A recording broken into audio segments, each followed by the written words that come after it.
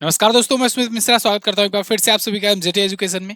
साथियों, गाजा वार एक बार फिर से स्टार्ट होने की कगार पर आ गया है और इस बार बहुत ही भयानक तरीके से होने वाला है, क्योंकि इस बार ट्रंप का खुला सपोर्ट मिल गया है। डोनाल्ड ट्रंप ने खुद ही कह दिया है कि भाई शनिवार तक का टाइम है। शनिवार के पहले पहले जितने भी इजराइल के बंधक हैं आपके पास सब रिहा करो, वरना बहुत बुरा अंजाम हो जाएगा, क्योंकि हम तो वहां पर भैया रिजॉर्ट बनाने के लिए तैयार हैं। आप ये आर्टिकल देखिए, वाशिंगटन पोस्ट का ये आर्टिकल है और ये आर्टिकल 11 फरवरी का है, 7:40 पीएम का वहां के अमेरिका के हिसाब से।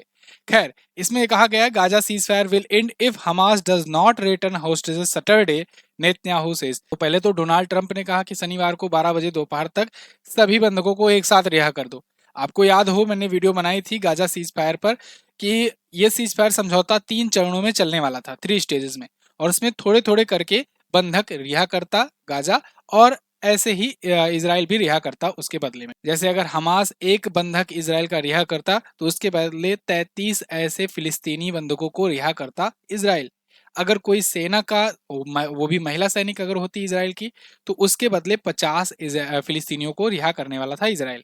तो ये सीज फायर समझौता हुआ था, लेकिन उसको कई स्टेजेस में करना था, धीरे धीरे करके होना था, जिससे ये लंबा समय तक चल सके। फेज 1 अगर सक्सेसफुली हो, फेज 1 में सभी लोग रूल का पालन करें, तभी फेज 2 स्टार्ट किया जाए, उसके बाद फेज 3 स्टार्ट किया जाए। ये तो मैंने आपको बताया था। लेकिन अब इसी बीच में क्या होता है कि इजराइल के प्राइम मिनिस्टर बेंजामिन नेतन्याहू पहुंच जाते हैं अमेरिका, और अमेरिका में उनकी मुलाकात होती है डोनाल्ड ट्रंप से। और डोनाल्ड ट्रंप, क्योंकि देखो इससे पहले ना जब इजराइल ने ये सीज फायर समझौता किया तो वो प्रेशर में आकर किया, क्योंकि डोनाल्ड ट्रंप ने ये साफ तौर पर कह दिया था इजराइल और हमास दोनों को कि भाई हमारे शपथ लेने से पहले पहले सीज फायर डील कर लो, सीज फायर समझौता कर लो, वरना बहुत बुरा हो जाएगा। और हुआ भी यही। इजराइल और हमास के बीच में सीज फायर डील 19 जनवरी को हो गई, 20 जनवरी को शपथ लेना था ट्रंप को। लेकिन ये जो डील हुई थी, सीज फायर ये समझौता हुआ था, इसमें मतलब साफ साफ तौर पर देखा जा रहा था कि इजराइल ने अपनी हार मान ली है। क्योंकि आप देखो, अगर हमास इजराइल के एक बंधक को रिहा करता है तो इधर इजराइल 33 फिलिस्तीनियों को रिहा करता। ये डील हुई थी, तो इसमें कहीं ना कहीं इनकी हार ही देखी जा रही थी। काफी आलोचनाओं का भी सामना करना पड़ा इनको, लेकिन फिर समय बीता, ट्रंप ने शपथ ले ली। थोड़े दिन बाद इजराइल के प्राइम मिनिस्टर बेंजामिन नेतन्याहू पहुंचे अमेरिका। ये डोनाल्ड ट्रंप से मुलाकात किए। डोनाल्ड ट्रंप ने इनका खूब भव्य स्वागत किया। जो शपथ लेने से पहले इनको गाली तक दे दिए थे, वो इन्होंने खूब स्वागत किया बढ़िया से। खूब व्हाइट हाउस में बढ़िया आयोजन किया गया।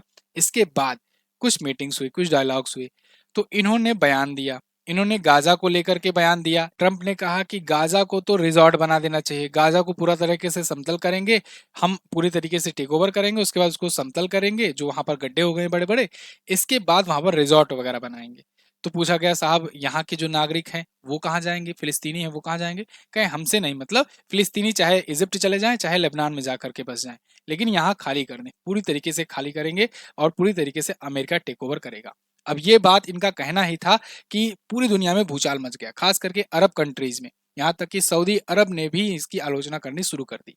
आप देखिए, द गार्जियन का आर्टिकल है, ट्रंप ने जब भी जैसे ही डिक्लेरेशन किया कि टेक ओवर करेंगे गाजा का, तैसे ही ग्लोबली इसकी आलोचना होनी शुरू हो गई। तुर्की, Saudi Arabia, Iran, China, Germany, UK, सब लोग इसके खिलाफ आ गए कि भाई ऐसा नहीं कर सकते, ये तानाशाही नहीं चलेगी। खैर, वहां से लौटे इसराइल के प्राइम मिनिस्टर बेंजामिन नेतन्याहू। लौटते ही इन्होंने ये कह दिया कि अब भाई अब बहुत हुआ, अब तो ट्रंप का खुला सपोर्ट मिल गया है, अब तो हम वही हो गए राजा। पिछली बार तो हम लोगों ने मजबूरी में आकर सीज फायर डील की थी, अब तो पूरा फुल सपोर्ट है, तो अब हम क्या करेंगे, हम अल्टीमेटम दे देंगे सैटरडे तक का। शनिवार तक का मौका है, हमारे सभी हॉस्टेज को एक साथ छोड़ो। जो पहले एक एक दो दो तीन तीन करके छोड़ते थे, अब एक साथ छोड़ो, वो भी सैटरडे को 12 बजे से पहले पहले दोपहर में।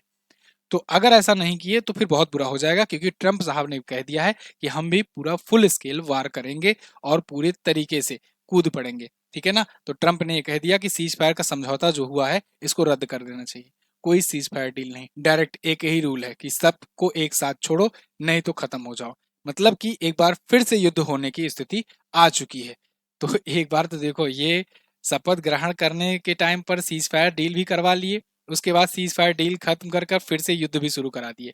तब इससे दो चीजों में देखा जा सकता है, एक तो इन्होंने शुरुआत में अपने पब्लिक का सेंटिमेंट भी जीत लिया, अपने वोटर्स का, कि हाँ देखो हमने कहा था युद्ध बंद करा देंगे, हमने ये कर दिया। इसके बाद तो कैसे बड़ी बड़ी कंपनियों को, डिफेंस कंपनियों को कैसे खुश करें? भाई उन्हीं से तो देश चलता है अमेरिका का। तो डिफेंस कंपनियों को खुश करने के लिए युद्ध जारी रहना चाहिए, तो युद्ध जारी रहने के लिए फिर से युद्ध होना चाहिए। तो फिर से अब देखो युद्ध की भी बात करनी है। अमेरिका बहुत चालाक है, अमेरिका को सबसे ज्यादा प्रॉफिट डिफेंस कंपनियां देती हैं, इसीलिए अमेरिका डिफेंस कंपनियों की ही बात सुन करके चलता है। और हथियार ही वही, जब तक युद्ध नहीं होगा तब तक हथियार कैसे बिकेगा। तो इसलिए यहाँ पर शुरुआत हो गई है। खैर इन्होंने ये कह दिया था जॉर्डन और मिस्र में जाकर के सब बसे।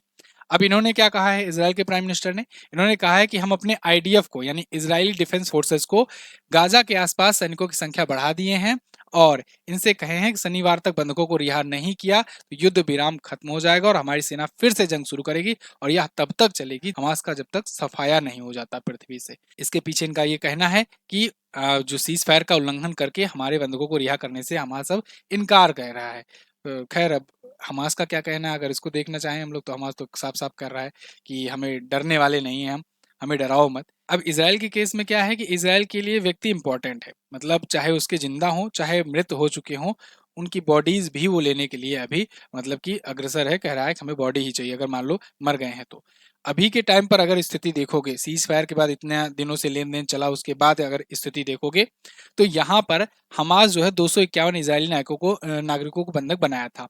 फिर कैद से रिहा हुए बंधक 173 अभी तक।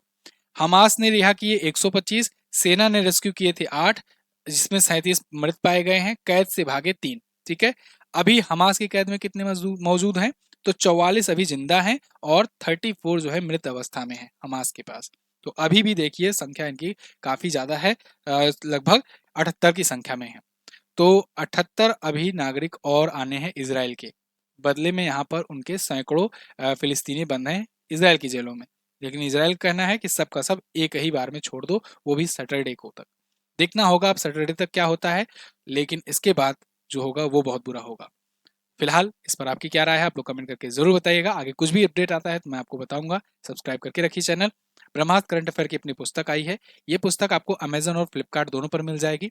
लेना कैसे है, आपको यहाँ पर व्यू प्रोडक्ट दिख रहा होगा, इस पर क्लिक कीजिए, जाकर के इसे परचेज कीजिए। खास बात यह है कि इसमें 2024 के जनवरी महीने से लेकर दिसंबर महीने तक का पूरा 5000 प्लस Q&A फॉर्मेट में डिटेल एक्सप्लेनेशन के साथ है। और सबसे बड़ी बात ये, एक साथ सब नहीं दिए गए हैं, चैप्टर वाइज कैटेगराइज करके दिया गया है, ग्राफिक्स का यूज किया गया है, इमेजेस का यूज किया गया है, टेबल चार्ट का यूज किया गया है, जिससे बहुत ही यूजफुल, बहुत ही आकर्षक हो जाती है पुस्तक। ये पुस्तक आप जाकर के देख सकते हो, हाईएस्ट पॉजिटिव रेटिंग के साथ अवेलेबल है, जाकर के परचेज कीजिए। थैंक यू सो मच, जय हिंद, वंदे मातरम।